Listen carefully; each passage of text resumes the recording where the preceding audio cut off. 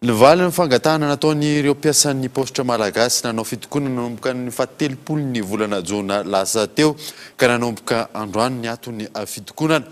Nambaran'ireo tompon'andraikitra eo anivon'ny ministera fa misy amin'ireo fangatahana ireo no mbola ho atolotra eo anivon'ny filan-kevitry ny gouvernement ny alarana Efson.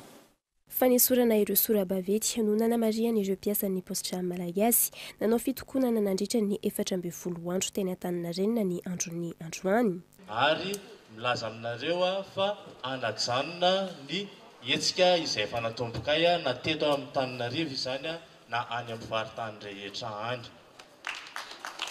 Omaly no novaliany teo anivon'ny ministeran'ny postra sy ny fampitandavitra ny fangatahana nataon'izy ireo ary androany no natao ny fifanaovan-tsony fanekena teo amin'ny ministra tompon'andraikitra sy ny syndikan'ny mpiasa ny lamina napetraka. Nankataovan'ny ministera avokoa ireo teboka sy fanangatan'ireo mpiasa raha ny fanazavan'ireo tompon'andraikitra sangy misy amin'izy ireo no tsy maintsy miandry ny fankatoavana avy eo anivon'ny filan-kevitry ny gouvernement. Teboka sivy izy tao anatin'izany ny statut.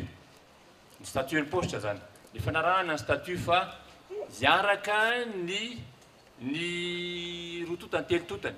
Iarahana daholo zany. Ny équipe ministère, ny équipe ministre, miaraka amin'ny syndicat, miaraka amin'ny équipe direction générale, miaraka amin'ny CA, ny rehetra fa hiaraka amolavola io resaka statut omena ny postra malagasy io.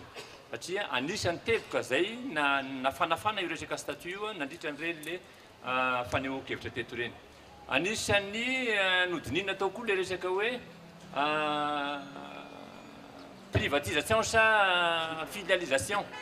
Ny nanaovan'ny ao anaty SNI ao dia tolo-kevitra nomeny avy ety amin'ny syndicat hoe filialisation no ekenay fa tsy privatisation. No siniavina zany zavatra zany. Akoatra izay, ho afainganina ihany koa ny integration'ireo mpiasa ECD eo anivon'ny postra malagasy raha ny fanazavana hatrany.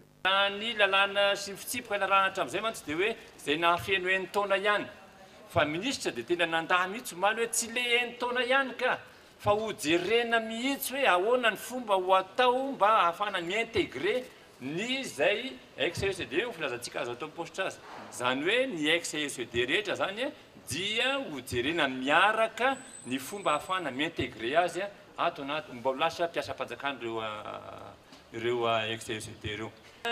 Iaraka ny ministra sy ny côté postra malagasy hijery ny fomba ahafahana manoratra amin'ny postra malagasy ny fananany ny trano na ny tany postra zay ampiasain'ny postra malagasy zay efa voalaza ao anatin'ny lalàna raha teo moa io izy io. Miverina hiasa 100 faraka izany ireo mpiasa eo anivon'ny postra malagasy ary tsy maintsy anentsika ireo afahatarana nisy nateraky ny fitakiana raha ny fanazavany ny tare jeneraly ny postra malagasy. Nambaran'ireo mpiasa androany fa ho hatsaraina hatrany ny tolotra omeny ny postra malagasy.